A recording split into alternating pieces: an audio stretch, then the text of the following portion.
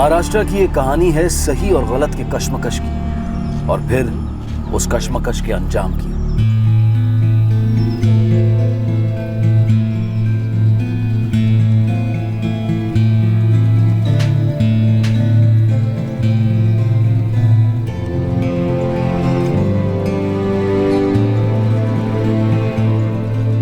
ओए, कहाँ जा रहे हो तुम लोग? बस अभी आए, कुछ काम है। अरे स्कूल का टाइम हो रहा है। सुमित गगन हो क्या रहा है? अरे अनुज तू जाना, तेरे को बाद में बताते, ठीक है? आते चल।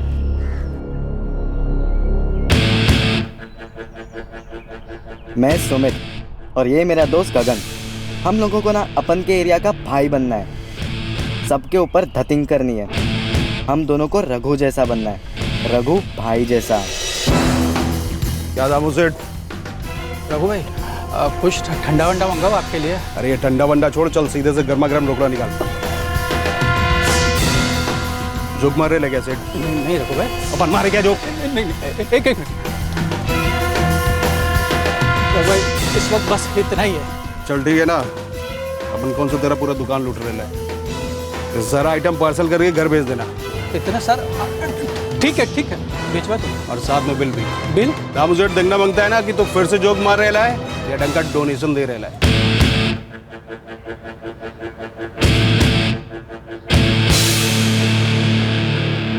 सुमित एकदम बराबर बोला। अपना हीरो है रघु भाई, वो होती है लाइफ, और हम लोग घर से ही स्टार्ट हो गए। अजी सुनिए, चाय खत्म कीजिए और नहा लीजिए जल्दी से, नाश्ता बन गया आपका। अरे भाई रोज रोज की चाय है, नाश्ता है, नहाना है, फिर किस लिए रोज रोज का चिल्लाना है?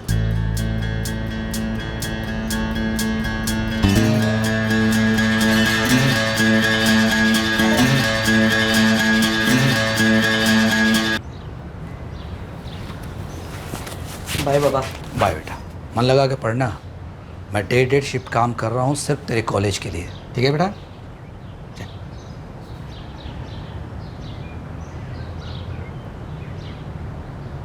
सुमित ने 250 मारा तो मैं पीछे कैसे रहता? ताजे ताजे फल ले लो, सेब ले लो, केला ले लो, पपीता ले लो, तरबूज ले लो। बाबा की ये लारी अपने लिए लॉटरी है। कर पाएगा ना ढंग से? ओ अंकल, ओ आंटी, ओ भाभी, ओ भैया आ जाओ, फल ले लो, ताजा फल ले लो, केले लो, पपीते लो, आ जाओ। अच्छा है, बाजार जा रहा हूँ, आधे घंटे में लौटता हूँ। जी बाबा। अब बाबा कहाँ केले पपीते गिनते बैठेंगे? मैंने बिक्री की 400 की और दिखाए 200। बहुत अच्छे बेटा, लेकिन तू जिंदगी में लारी नहीं चलाएगा, पढ़े लिखेगा और अफसर बनेगा। एक कहावत है कि एक सड़ा हुआ सेब पूरी टोकरी को सड़ा देता है। मतलब सड़ा सेब सबसे ताकतवर हुआ ना, अपने को वही सड़ा सेब बनने का है। क्यों ना पूरी ताकत वही सड़ा सेब बनने में लगा दे। ये रहा अच्छा सेब, हमारा अनुज, सीधा साधा पढ़ाकू। बुद्धू सही में मानता है कि मेहनत का फल मीठा मिलेगा, सेब की पूरी टोकरी खरीदेगा, जबकि औकात पाव किलो सेब की भी नहीं है। बेटा मेरे सेठ के अलावा भी लोग मुझे फर्नीचर बनाने का ऑर्डर दे रहे हैं। तू पैसों की चिंता बिल्कुल मत कर, बस जान लगा दे पढ़ाई में। पापा मुझे भी काम सिखाओ, मैं काम के साथ साथ पढ़ूंगा। ना, तू आरी को छुएगा भी नहीं, सिर्फ पढ़ाई करेगा और कुछ नहीं।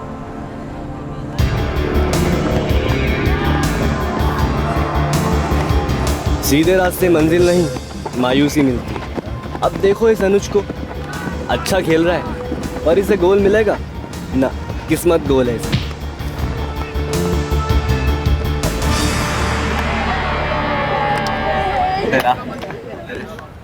यार सुमित, ये तो फाउल था, साफ साफ धक्का दिया तूने। अरे किधर रे, सिर्फ बॉल ही तो लिया मैंने। धक्का देकर बॉल छीना, समझा? ए अनुज, गोल तो हो गया ना, अब क्यों बॉल की खाल निकाल रहा है बे? गेम हो या लाइफ हो, सब जायज है। लेकिन चीटिंग है, गेम हो या लाइफ। अब हारने वाला चाहे जितना भी रोए, स्कोर तो नहीं बदलता है ना। चल भाई।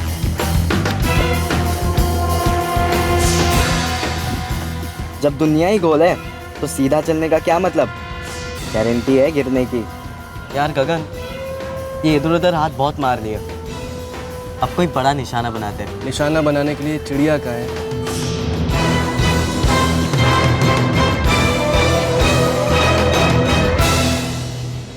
वो रही चिड़िया, क्या चुगना है? उसका मोबाइल। जो कहीं भी हो सकता है, उसकी शर्ट में, पैंट में, हाथ में। वही तो ब्लाइंड गेम है मेरे भाई। चल, चैलेंज है तेरे लिए। मंजूर है।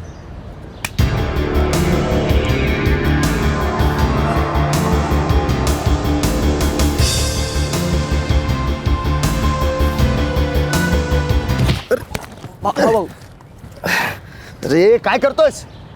सॉरी भाऊ, देखा नहीं। देखा नहीं मतलब अंधा है क्या? बोला ना सॉरी। क्या सॉरी बोलने से सब ठीक हो जाएगा? नहीं, एक धक्का और देने से सब ठीक हो जाता है। ये ले। अरे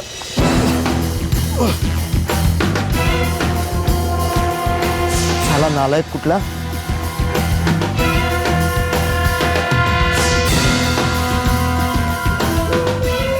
क्या बात है दर्शन, अपन को समझ क्या रखा है? वैसे कोई काम की बात हुई? अपन को समझ क्या रखा है वे? पैंट किस जेब में रखा था, पहले धक्के में पहचान लिया। अरे और दूसरे धक्के में गोल।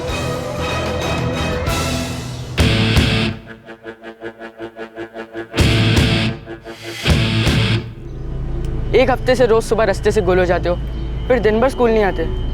वो क्या रहा है बे? हम लोग काम कर रहे हैं, काम। कैसा काम? कैसा ऐसा वैसा कुछ नहीं होता। काम काम होता है जो पैसा देता है। और आज तेरी पार्टी है। पार्टी? किस खुशी में? क्योंकि आज अपन लोगों का बहुत बड़ा काम हो रहा है। चाइनीज तो बनता है ना भाई।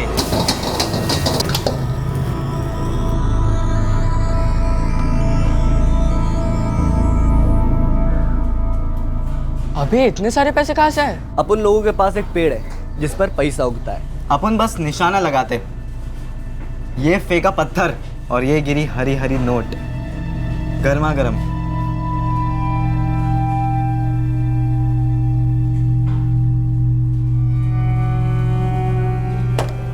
ये ले, बाकी का रख ले, ऐश कर।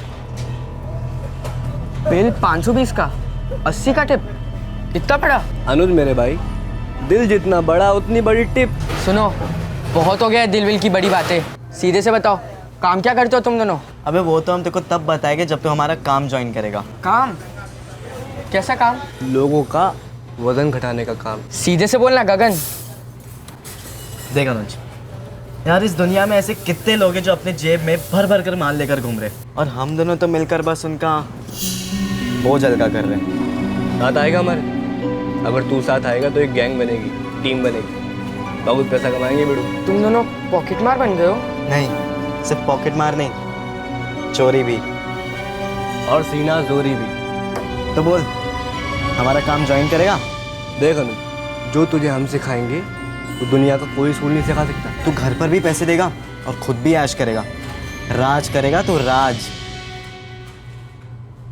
सुमित और गगन बच्चे थे जिनके जवानी के कदम गलत राह पर पड़ रहे थे। वो दिन बहुत दूर नहीं था जब ये दोनों बुरे फंसने वाले थे, लेकिन उनका दोस्त अनुज उनकी फिक्र करने लगा था। अनुज को तकलीफ हो रही थी ये जानकर कि सुमित और गगन जुर्म की तरफ बढ़ रहे हैं। वो उन्हें रोकना चाहता था, सुधारना चाहता था, लेकिन क्या अनुज उन्हें रोक पाता?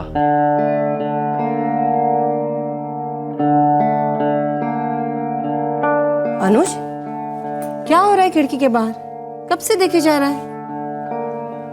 सब ठीक है ना अनुज? अनुज, किसी के साथ झगड़ा हुआ है? माँ, अगर कोई आपको आके कहे कि मैं स्कूल नहीं जाता, बाहर आवारागर्दी करता हूँ, चोरी करता हूँ, आपसे और बाबा से झूठ बोलता हूँ, तो आप क्या करोगी? क्या बेहुदा बातें कर रहा है अनुज? बेटा, मुझे तुझ पर पूरा भरोसा है। तू ऐसा कभी कुछ कर ही नहीं सकता। क्यों भरोसा है? माँ हूं मैं तेरी, जानती हूं मैं तुझे। और अगर मैं आपसे झूठ बोलता आया हूँ तो? कैसी वाहियात बातें कर रहा है? क्या हुआ है तुझे आज? कुछ नहीं माँ, बस कुछ सवाल उठ रहे थे मन में, इसीलिए पूछा।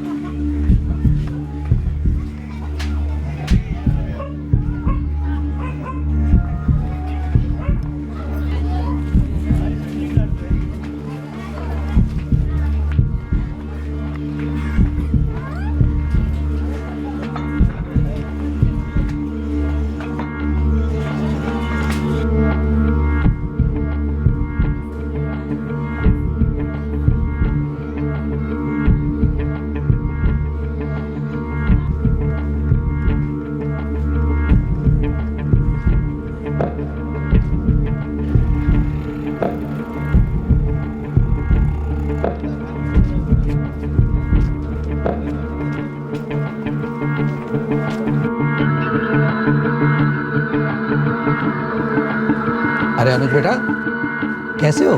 आज सुमित तो घर पे मिलेगा ना बेटा? राम काका, मैं यहाँ आपसे ही मिलने आया था। हाँ बोलो बेटा।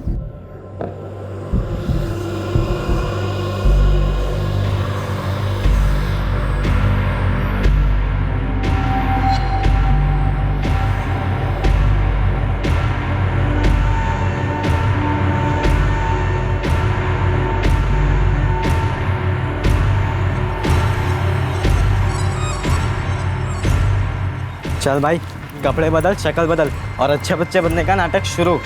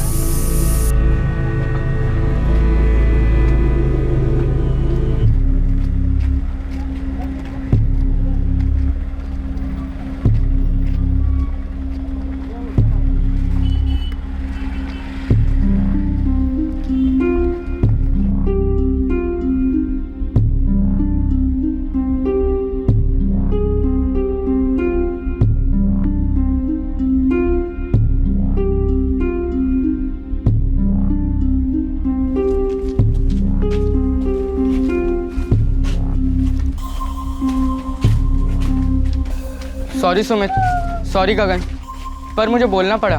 काय को बे? तेरे पेट में दर्द हो रहा था क्या जलन के मारे?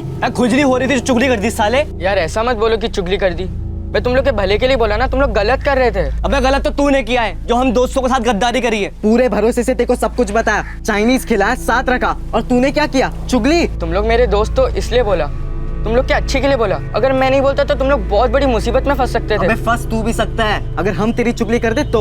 जब मैंने कोई गलत काम किया ही नहीं है तो तुम लोग मेरे घर पे क्या बताओगे? अबे तुझे किसी ने लाइसेंस दिया है कि डिसाइड करेगा क्या सही है क्या गलत? चोरी करना गलत बात है, स्कूल डंडी मारना गलत बात है, झूठ बोलना गलत बात है, सबसे झूठ बोलना गलत बात है। इसमें कुछ सही कैसे हो सकता है? अबे तेरे घर से कुछ चुराया, तेरा कोई नुकसान करवाया?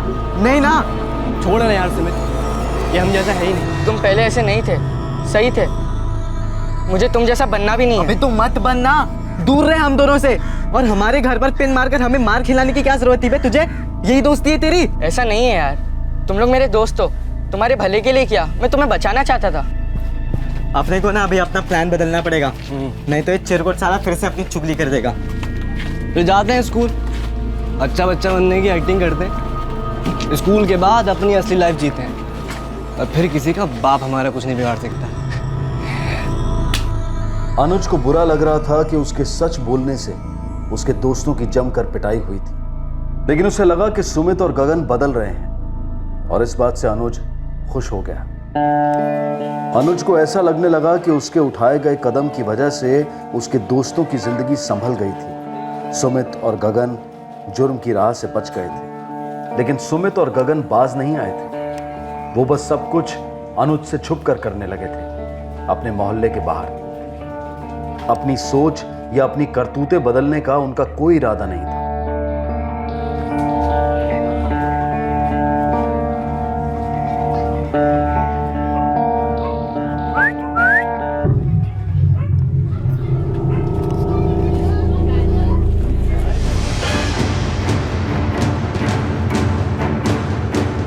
अपने दोस्तों को सही राह पर लाने के लिए कोई किस हद तक जाए, कब कोशिश करना छोड़ दे और इस बात का यकीन करे कि अब वो दोस्त कभी नहीं बदल सकते। क्या उन दोस्तों के घर वालों को आगाह करना, इत्तला करना, दोस्तों की पीठ में छुरा भोंकना होगा?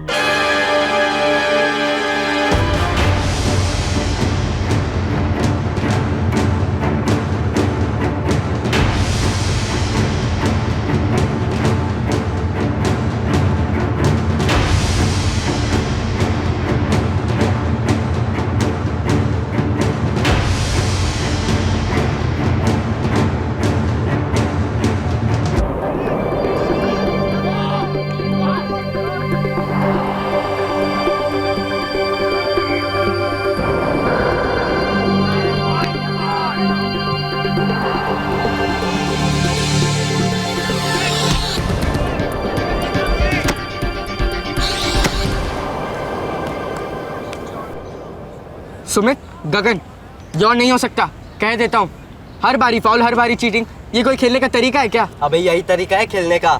जब देखो फाउल फाउल रोते रहता है साला रोतड़ू। मैं रोतड़ू नहीं हूँ। अबे तू रोतड़ू है। तुम लोगों ने देखा, फाउल था, साफ साफ धक्का दिया इसने मुझे। फाउल तो था। धक्का मारा नहीं, धक्का लगा।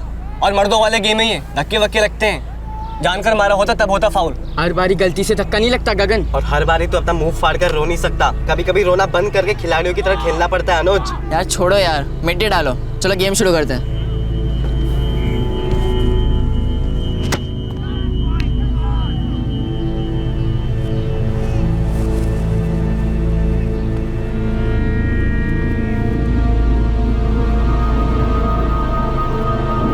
अनुज, घर नहीं चलेगा? नहीं यार, तुम लोग जाओ, मेरा इंटर स्कूल का मैच है ना, तो थोड़ी प्रैक्टिस करते हैं। ठीक है।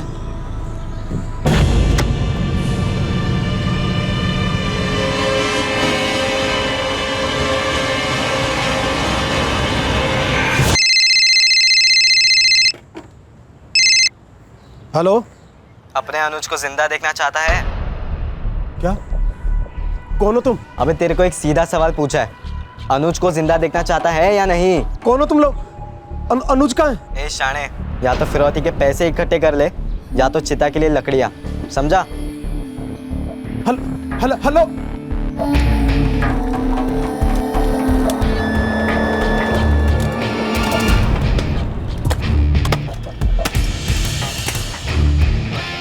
साला अपन को सुधारने चला था। अब दिखाएंगे ईंट का जवाब पत्थर।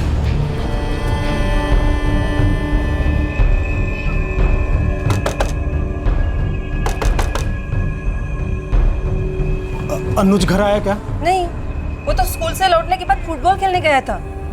लेकिन बात क्या है? वो फुटबॉल स्कूल के पीछे वाले ग्राउंड में खेलता है ना? हाँ, वही तो एक ग्राउंड है म्युनिसिपैलिटी का। लेकिन आप परेशान क्यों हैं? सुनिए ना।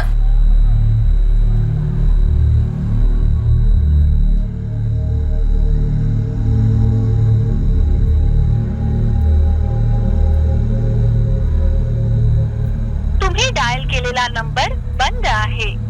नहीं अंकल, हमें नहीं पता वो कहाँ पर है। हम जब घर के लिए निकल रहे थे तो वो प्रैक्टिस कर रहा था वहीं पर। उसने कुछ कहा था? वो कहीं जाने वाला था? नहीं अंकल। बेटा, अनुज के अलावा वहाँ और कौन कौन था? हम सब थे अंकल, मैं, विकास, मुश्ताक, चंदेर, सुमित, गगन, हम सब थे अंकल। कुछ बात है क्या अंकल? कुछ हुआ है?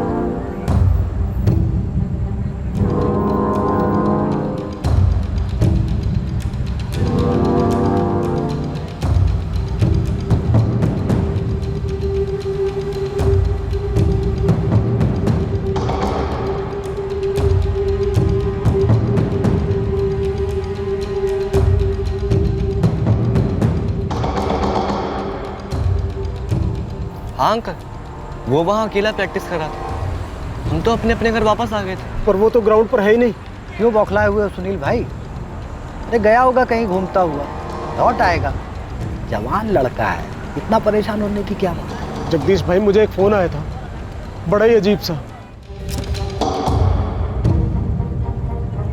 आप कुछ बताएंगे भी? किसे फोन लगा रहे हैं आप? और अनुज कहाँ है? मुझे नहीं पता नीता, अनुज कहाँ है?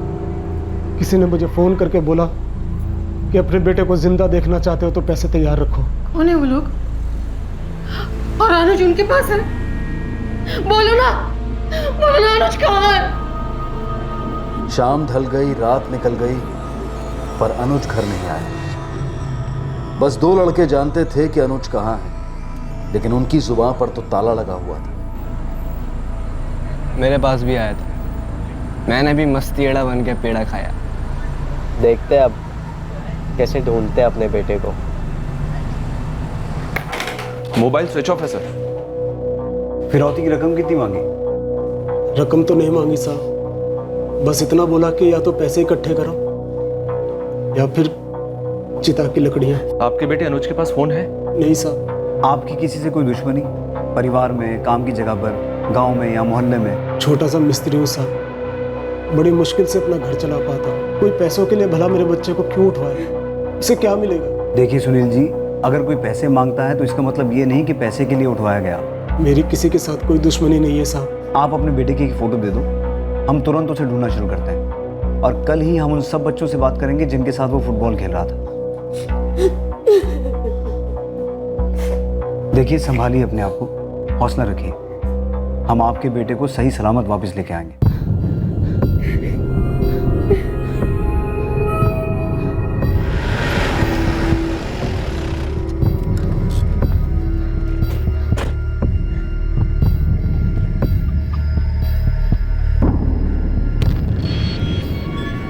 सुनील कह रहा है सभी बच्चे घर लौट गए थे और अनुज यहाँ अकेला प्रैक्टिस कर रहा था। सर यहाँ फुटबॉल तो है पर अनुज गायब है, इसका मतलब कुछ तो गड़बड़ है। सिंह, ग्राउंड के चारों तरफ देखो, चप्पा चप्पा छान मारो।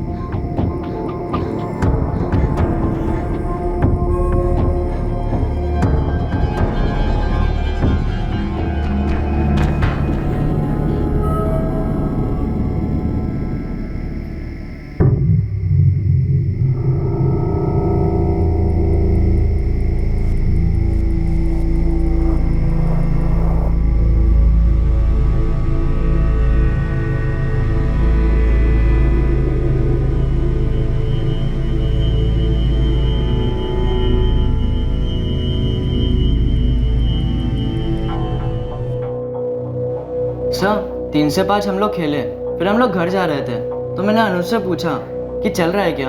अनुज, घर नहीं चलेगा? नहीं यार, तुम लोग जाओ, मेरा इंटर स्कूल का मैच है ना, तो थोड़ी प्रैक्टिस करता हूँ। सर वो हमारी स्कूल के फुटबॉल टीम में अच्छा खेलता है सर। बेटा तुम्हारा क्या नाम है? सुमित। और तुम्हारा? गगन। तुम दोनों अनुज की क्लास में हो? स्कूल में कुछ हुआ था? कोई लड़ाई, कोई झगड़ा? अनुज त्रिपाठी बहुत अच्छा स्टूडेंट है सर, पढ़ाई में भी, स्पोर्ट्स में भी, और बहुत ही शरीफ लड़का है। अब अनुज त्रिपाठी गायब कैसे हो गया ये समझ में नहीं आ रहा है। सर हम तीनों स्कूल साथ में आते जाते। जी सर, लोअर केजी से एक साथ पढ़े हम लोग। मतलब जिगरी दोस्त तो कह सकते हैं? जी। अच्छा, तुम लोगों का आपस में कोई झगड़ा हुआ था? सर फुटबॉल मैच खेलते वक्त फॉल और चीटिंग को लेकर छोटे मोटे झगड़े होते रहते हैं। हाँ सर, कल भी तो हुआ था, थोड़ी देर तू मैं हुई, उसके बाद हम घर चले गए और वो वहाँ पर प्रैक्टिस करता रहा। तो जब तुम लोग घर लौट रहे थे उस वक्त अनुज ग्राउंड पर अकेला प्रैक्टिस कर रहा था? जी सर। हाँ सर। उस वक्त तुमने किसी को ग्राउंड की तरफ जाते हुए देखा?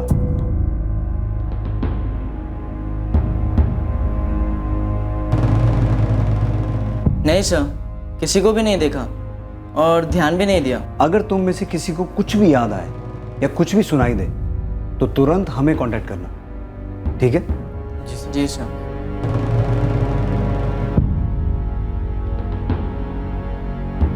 फिरौती का अमाउंट नहीं बताया, ना ही कोई फॉलो अप कॉल आया है। लेकिन सर इतनी गरीब फैमिली से कोई क्या फिरौती हट पाएगा? वो इकलौता लड़का है, उसका बाप खून पसीना एक कर रहा है उसे कॉलेज भेजने के लिए। अगर लड़के को कुछ हो गया तो क्या बीतेगी माँ बाप पे? हमें जल्द से जल्द इस लड़के को ढूंढ निकालना है। Right sir. वैसे जिस नंबर से कॉल आया था उसके रिकॉर्ड्स 1 आध घंटे में आ जाने चाहिए। अनुज ने कभी तुमसे कोई बात की? उसे किसी बात का डर था क्या? नहीं, उसे भला किस बात का डर हो सकता?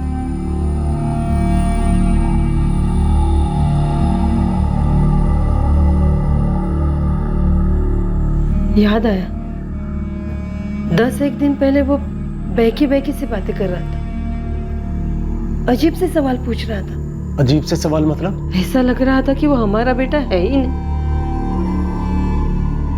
अनुज ने कभी ऐसी बात की ही नहीं। अगर कोई आपको आके कहे कि मैं स्कूल नहीं जाता, बाहर आवारागर्दी करता हूँ, चोरी करता हूँ, आपसे और बाबा से झूठ बोलता हूँ, तो आप क्या करोगी? क्यों कर रहा था वो ये सवाल?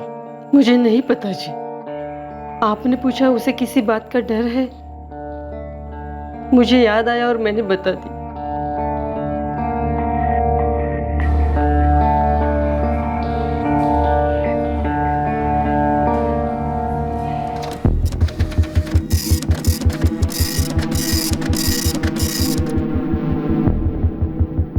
विजय कदम नाम है? जी हाँ सर, नंबर विजय कदम के नाम पर है, एड्रेस भी उसी का है। लेकिन एक अजीब बात है सर। क्या? पिछले 3 हफ्तों में इस नंबर से ये एक ही कॉल हुआ है। अगर फर्जी आइडेंटिटी नहीं है और विजय कदम वाकई में एग्जिस्ट करता है तो इसे हाजिर करो। अरे साहब, मुझे यहाँ क्यों लेके आए हो? मैं बता चुका हूँ, मुझे कुछ नहीं पता। फिरौती के कॉल वाले नंबर की तलाश पुलिस को उस शख्स तक ले गई जिसका फोन अनुज के दोस्त सुमित और गगन ने चुराया था। उसी फोन से इन दोनों ने अनुज के पिता को फोन कर फिरौती की मांग की थी। और अब एक पूरी तरह से मासूम इंसान को पुलिस की कड़ी पूछताछ का सामना करना पड़ रहा था। लेकिन सबसे बड़ा सवाल यह था कि आखिर अनुज कहाँ है। साहब 3 हफ्ते पहले मेरा फोन गुम हो गया था। कैसे? मालूम नहीं साहब, शायद कहीं गिर गया होगा या मैंने कहीं छोड़ दिया होगा, मुझे याद नहीं आ रहा सर, पर गुम हो गया था। फोन चोरी हो गया, गिर गया या तूने कहीं छोड़ दिया तो किसी पुलिस स्टेशन में कंप्लेंट तो लिखवाया होगा। नहीं साहब, एक तो काम में इतना लगा हुआ था, दूसरा मुझे पता ही नहीं कि ऐसे कोई कंप्लेंट लिखी जा सकती है। 3 हफ्ते से तेरे पास फोन नहीं है और तुझे कोई फर्क नहीं पड़ा? साहब अभी नया लेने ही वाला था। विजय कदम, जब तेरे जैसे बेवकूफ हमसे चालाकी करते हैं तो वो सबसे ज्यादा पिटते हैं। नहीं नहीं साहब, मैंने कुछ नहीं किया। आप जिस बच्चे की बात कर रहे हैं मैंने कभी उसका नाम तक नहीं सुना। हमारे पास कंप्लेंट लिखा गया है, एक बच्चा अगवा हुआ है और फिरौती की कॉल तेरे फोन से की गई है। साहब मैंने किसी बच्चे को अगवा नहीं किया है। गलत बच्चे को अगवा किया है तूने।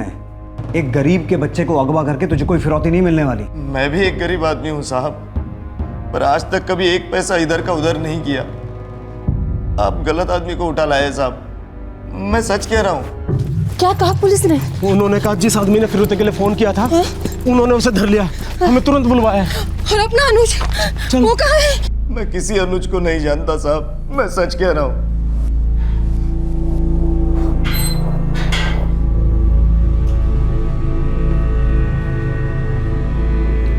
इस विजय कदम को जानते हैं आप? नहीं साहब, कौन है ये? भाई साहब हमारा अनुज कहाँ है? मेरा यकीन कीजिए, मैं कुछ नहीं जानता। इसी ने मुझे फोन किया था। जी, वो फोन इसी का है। हमारा बच्चा लौटा दो, तुम्हारे हाथ जोड़ता हूँ भाई। मैं कसम से कह रहा हूँ मैंने कोई फोन नहीं किया। इसकी आवाज को पहचानते हैं आप? यही आवाज थी? मुझे याद नहीं है साहब। सिंह, कीमा बनाओ इसका, अपने आप याद आ जाएगा बच्चे को कहाँ छुपा के रखा है। चलिए आप लोग। नहीं नहीं साहब, साहब साहब मुझे मत मारो साहब, साहब मैंने कुछ नहीं किया साहब। साहब मेरे बेटे को किसी ने गलती से उठा लिया होगा, कोई और समझकर। सुनील जी, हम लगे हुए हैं, कल रात से 1 सेकंड भी बैठे नहीं हैं। हम भी पूरी रात नहीं सोए साहब, और इसने तो एक बूंद पानी भी नहीं पिया। हमारी जान उसी में अटकी है, वो हमारा सब कुछ है साहब।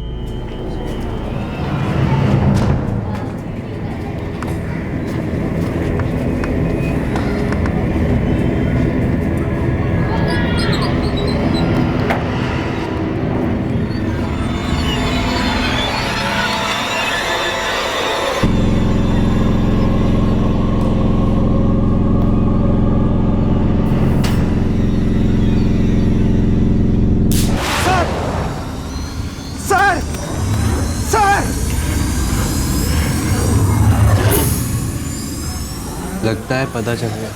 ये तो होना ही था, लेकिन किसने किया ना ये कभी पता नहीं चलेगा। नीता जी, आपके बेटे ने चोरी की बात क्यों की थी? किसी बात का डर था उसे? मुझे पता नहीं साहब, बस मुझे याद आया कि उसने ये बात की थी। हमारा अनुज बहुत ही सीधा लड़का है साहब, उसका पूरा ध्यान पढ़ाई और खेल में लगा रहता है, वो कोई गलत काम नहीं कर सकता साहब। सर,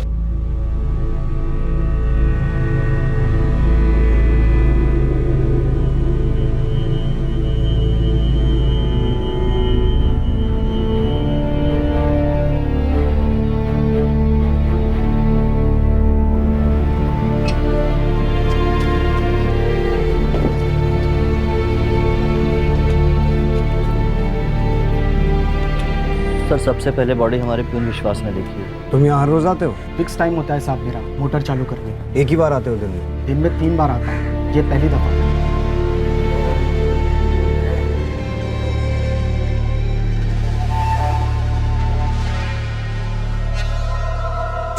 उस शाम जब बाकी लड़के खेल के बाद घर के लिए निकल गए, किसी ने यह देखा नहीं था कि गगन और सुमित आधे रास्ते से मैदान की तरफ लौट गए थे। गगन, ये अनुज हमें सुधारने चला है ना, अब इसे सुधारने का वक्त आ गया है। ऐसा सुधारेंगे साले को कि फिर कभी चुगली करने लायक रहेगा ही नहीं। इसकी कोई गारंटी नहीं है, ये हमारे लाइफ में उंगली करता ही रहेगा। तो इस साले की लाइफ ही खत्म कर देते हैं। खल्लास। पक्का? 100% पक्का। इसका कीड़ा ऐसे ही निकलेगा। अगर ये रहा ना तो हम मारे जाएंगे।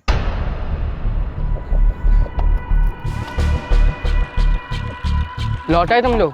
हाँ। खेलना है? हाँ, लेकिन फुटबॉल नहीं। क्या मतलब? देख अनुज, तेरी लाइफ तेरी है और हमारी लाइफ हमारी, लेकिन ये बात तेरे को समझ में नहीं आ रही है ना, इसलिए अपन लोग तेरे को समझाने के लिए आए।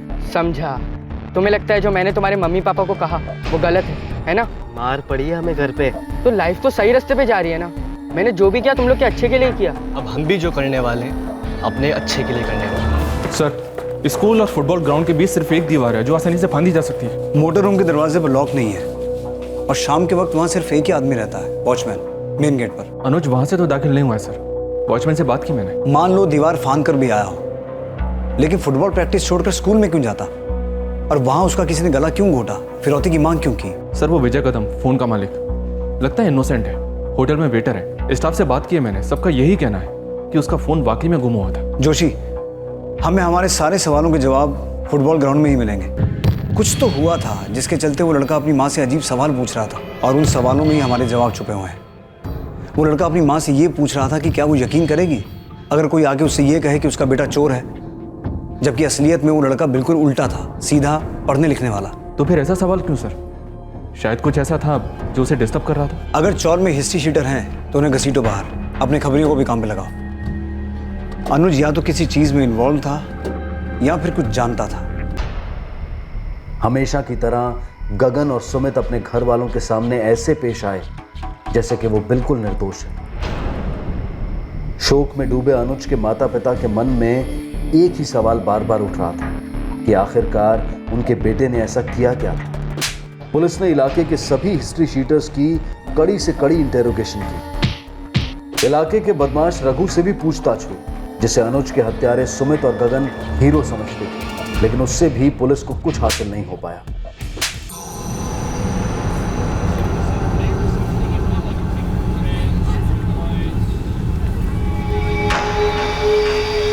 खबरियों का नेटवर्क भी कुछ ठोस सुराग सामने लाने में नाकाम रहा।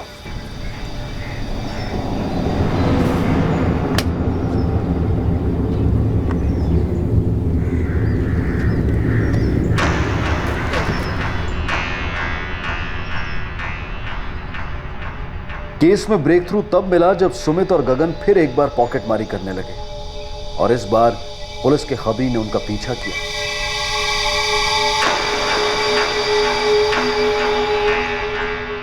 साहब, एक सुमित गुप्ता है, एक गगन प्रसाद, ये दोनों ही अनुज त्रिपाठी की क्लास में पढ़ते हैं। इन दोनों से तो हमने बात की है। साहब, दोनों गोंडकेस बच्चे हैं, घर से निकलते हैं स्कूल जाने के लिए, रास्ते में पतली गली पकड़ लेते हैं, फिर सारा दिन लुक्का गिरी। क्या करते हैं दोनों? एक तो ये फूकना, फिर चोरी, कभी बटुआ, कभी मोबाइल, यही सब करते हैं साहब। और शायद ये बात अनुज को पता चल गई होगी। तुम दोनों पॉकेट मार बन गए हो? नहीं, सिर्फ पॉकेट मार नहीं, चोरी भी। गगन और सुमित दोनों के माँ बाप को लेके आओ, लेकिन इन दोनों लड़कों को भनक नहीं होनी चाहिए। Right sir. अनुज को भाई बोले 1 हफ्ता हो गया और कोई कुछ नहीं उखाड़ सका हमारा। दुनिया गोल है मेरे भाई, जो सीधा चला ना वो गिरा या मरा। आपको कैसे पता चला कि आपके बेटे गलत लाइन में जा रहे हैं? इस बार इन्होंने क्या कर दिया साहब? आपने मेरे सवाल का जवाब नहीं दिया। आपको कैसे पता चला कि आपके बेटे स्कूल जाने के बजाय सिगरेट फूकते हैं, आवारागर्दी करते हैं, चोरी करते हैं? किसी ने आके बताया था साहब। किसने बताया था? उस लड़के ने साहब। किस लड़के ने? वही त्रिपाठी का लड़का अनुज सर जो मारा गया। क्या किया है हमारे बच्चे ने साहब? अब ये तो वही बताएंगे कि उन्होंने क्या किया, कैसे किया और क्यों किया। अबे तूने कभी अपना मुंह तो नहीं खोला था ना? नहीं यार, कभी नहीं। तो फिर तुम यहाँ पर कैसे आए? पता नहीं यार, मुझे तो किसी ने कुछ पूछा भी नहीं।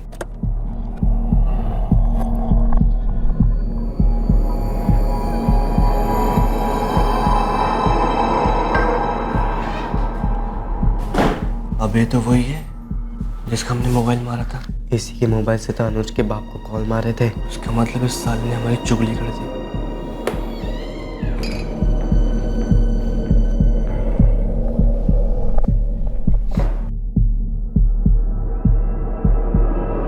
सर, हमने अनुज का खून नहीं किया। खून? हमने कब कहा कि तुम लोगों ने खून किया है? गगन और सुमित ने अपने दोस्त अनुज की निर्दयता से हत्या की थी, लेकिन वो दोनों नाबालिग थे। पुलिस ने बड़े आराम से बातें करते करते दोनों से सच उगलवाया। देखो, मैं भी तुम्हारी उम्र का रहा हूं, मैं उस गुस्से को समझ सकता हूँ जब आप कुछ कर रहे हो, मज़े मार रहे हो, लेकिन आपका कोई दोस्त आपके माँ बाप से चुगली कर देता है। वो जो आदमी था ना, विजय कदम, जिसका फ़ोन तुमने इस्तेमाल किया था अनुज के फादर को फ़ोन करने के लिए, उसने तुम दोनों को पहचान लिया है। देखो, मैं भी तुम्हारी उम्र का रहा हूँ। मैं उस गुस्से को समझ सकता हूँ जब आप कुछ कर रहे हो, मज़े मार रहे हो, लेकिन आपका कोई दोस्त आपके माँ बाप से चुगली कर देता है। वो जो आदमी था ना, विजय कदम, जिसका फ़ोन तुमने इस्तेमाल किया था अनुज के फादर को फ़ोन करने के लिए, उसने तुम दोनों को पहचान लिया है। देखो, तुम छोटे हो, मैं तुम्हारी फीलिंग्स को समझता हूँ। अब बस तुम सिर्फ ये बताओ कि क्या हुआ था, कैसे हुआ था, क्यों हुआ था। सर, हम दोनों को अनुज पर बहुत गुस्सा आ रहा था। बोलते जाओ। पुलिस ने सुमित और गगन का विश्वास जीत लिया और इस तरह सुमित ने सब कुछ बता दिया। गगन, सुमित, बेटा, एक खराब सेब पूरी सेब की टोकरी को खराब कर देता है। ये जो कहावत है ना, बिल्कुल झूठी है, बहुत बड़ी गलतफहमी है। असल में होता क्या है पता है? अगर खराब सेब को सही वक्त पर सुधारा जाए तो उसकी भी जिंदगी सही हो सकती है, जैसे तुम्हारी भी हो सकती थी। जब अनुज ने तुम्हें समझाया, तुम नहीं माने तो उसने तुम्हारे माँ बाप को बताने का साहस भी किया, लेकिन तुमने उसकी नसीहत को चुगली समझा और खराब होते चले गए, सड़ गए और ऐसी हरकत कर दी जिसकी वजह से खराब सेब को टोकरी से उठा के बाहर फेंक दिया जाता है और वो पिचक कर खत्म हो जाता है। एक खराब सेब भले ही कुछ अच्छे सेबों को बर्बाद करता है, पर वो खुद भी कभी आबाद नहीं हो पाता। अब तो बस यही उम्मीद की जा सकती है कि अनुज के माँ बाप को इंसाफ मिले और तुम लोगों की आंखों में और दिलों में पछतावा हो, जो अभी तो बिल्कुल दिखाई नहीं दे रहा।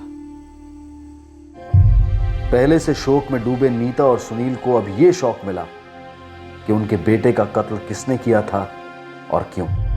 गगन और सुमित के घर वाले समझ ही नहीं पा रहे हैं कि इस हादसे की कैसी प्रतिक्रिया दें। वो मान ही नहीं पा रहे थे कि उनके बच्चे क्रिमिनल्स बनने के सपने देख रहे थे और उन्होंने अपने जिगरी दोस्त को सिर्फ इसलिए मार डाला क्योंकि वो उन्हें भटके रास्ते से नेकी की राह पर लाने की कोशिश कर रहा था।